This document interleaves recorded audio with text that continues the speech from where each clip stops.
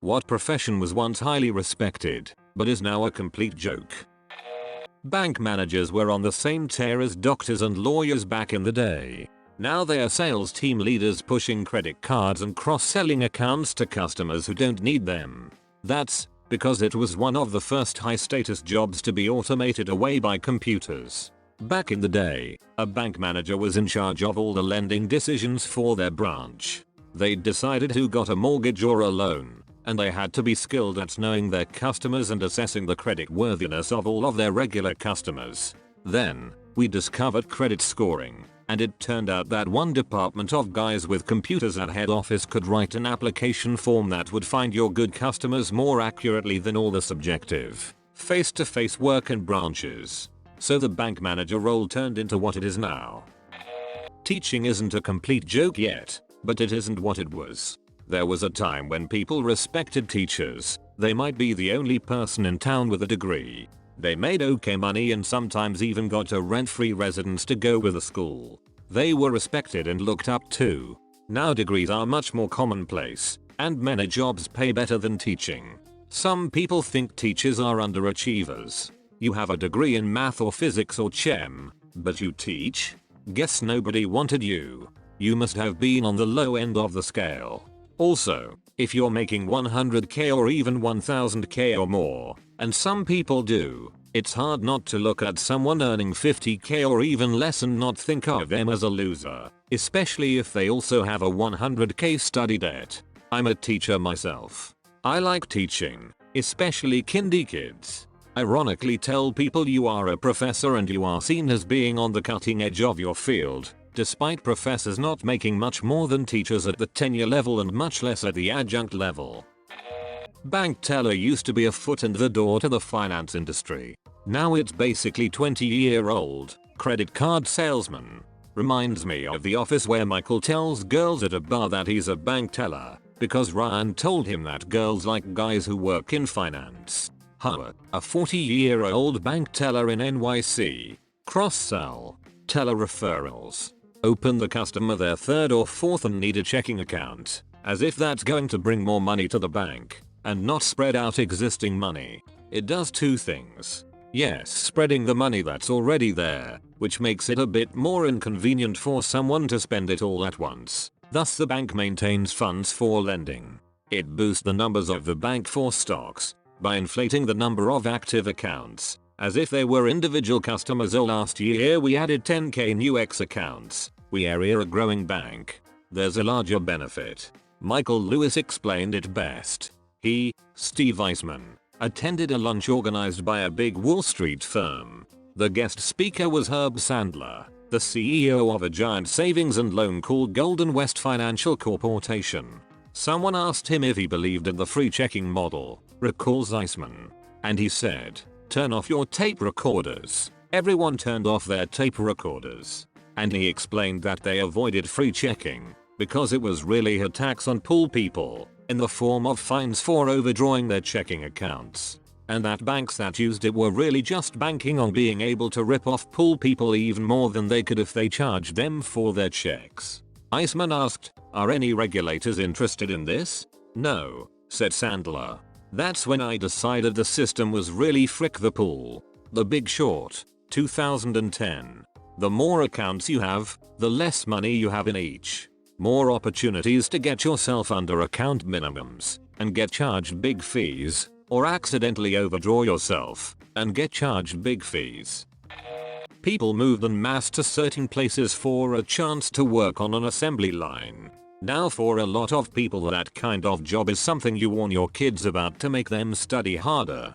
Where I grew up there was kind of just an acknowledgement that not all kids were going to college and some of them were happy to graduate high school and move on to working at the local auto plant. A lot of these kids would take shop in high school, which was less build a spice rack and more replace this transmission. I think it was great our school made this path an acceptable option, because not everyone wants to or even needs to do the university route, and those jobs at the plant were union and became pretty good lifetime careers. And then 2008 happened and the plant closed, and I don't know that a lot of those families have ever recovered. Germany has good results with an apprenticeship model. A typist. In the 50s if you could type that was a real skill. And also a government worker in general, back when government work wasn't used as a synonym for horseshoes and hand grenades. I'm only 35, but my first resume had my WPM and mentioned that I was computer literate. I'm 18 and I read in a book that it's good to put your WPM if it's over 50. Should I delete it from my resume then? I'm trying to fill space with something. As a person who interviews college-age interns, I wouldn't look down on someone for putting their WPM, if it was high. People of my generation, 30s, are generally expected to be good typers, because our main, only, source of internet use growing up was computers. However, I think we forget that the younger generation didn't have to use computers as much as we did, because they have cell phones, tablets, etc.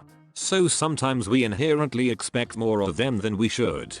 If it was between two otherwise equal candidates and I knew one was a fast typer and didn't know about the other's speed, I'd see the WPM as a plus for sure. That never really occurred to me. I sort of assumed fast typing was implied in everyone under a certain age, but you're right, using a computer keyboard is not necessarily something today's youth spend a lot of time doing. Thanks for the insight. It is really so strange to me, but I taught college freshmen and they are really clueless about computers. They know their phone and that's it. I literally had to teach them how to save and name a file on Word. News anchor. When I was a kid in the 80s, there were 3 channels. The nightly news was an important part of a family's routine, and the anchor was respected as someone Americans trusted to tell them what was going on. Now it's a bunch of people screaming. As bad of a movie as it was, Anchorman 2 did a great job of outlining what happened. Good night, and good luck would be my movie recommendation for you, and literally anyone. Alchemist. What? I'd give an arm and a leg to be an alchemist. Alchemy is just mixing, right? Since you're going to be an alchemist, can you tell me what happens when you mix a dog and a girl? On-air radio personality. Not a complete joke. But unless you're one of the syndicated giants, it's not nearly the job it once was. My wife's friend was an on-air radio personality. She was all over the place locally from circa 1998 to 2010. The vast majority of people aged 30-55 in my area know who she is. She got the boot after her station got bought out. Now she DJs weddings and has a ton of trouble making ends meet after a nasty divorce. It's a really weird situation. We go out to a bar with her and everyone runs up and wants to meet her and take pics. Then on our drive home my wife is asking if the DJ could stay in our guest room for a few weeks. The girl is smart, but reliably monetizing local celebrity status is much harder than you think. And it's not like she was making bank even when she was in radio. Poor and famous is the worst. Ask Tanya Harding. Town crier. Used to be a respected official who was the source of news and information for all the townspeople. But try walking up and down the street ringing a bell and shouting out the news at the top of your lungs now and see how much respect you get. Try screaming hear ye. Bishop Alexander was slain by seagulls. Culprits still at large. Queen Justinia executes 24 noblemen. For insubordination. Traveling salesman. They're mostly a problem now. The job is an NP complete joke these days. Milkman. It used to be a way to earn an honest living. Now he's only used to convey other person's mom's promiscuity. They wanted that milk delivered right to the door. Only problem was, the guy delivering that milk ends up frickin' your wife. Oh hello Mr. UPS man.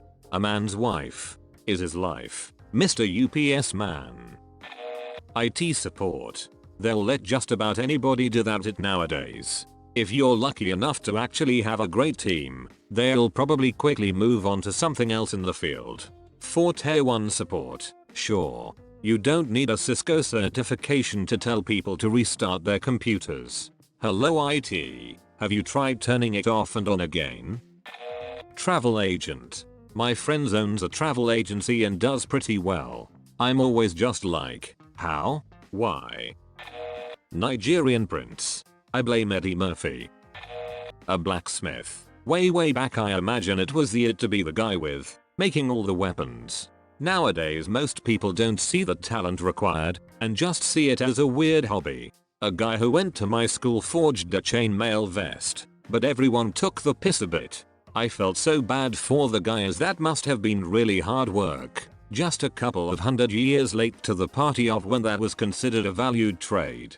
I saw a reality TV show where they get hobby blacksmiths together where they are given a task of making something. In the episode I watched it was a knife. Once it's made and judged, one guy gets sent home.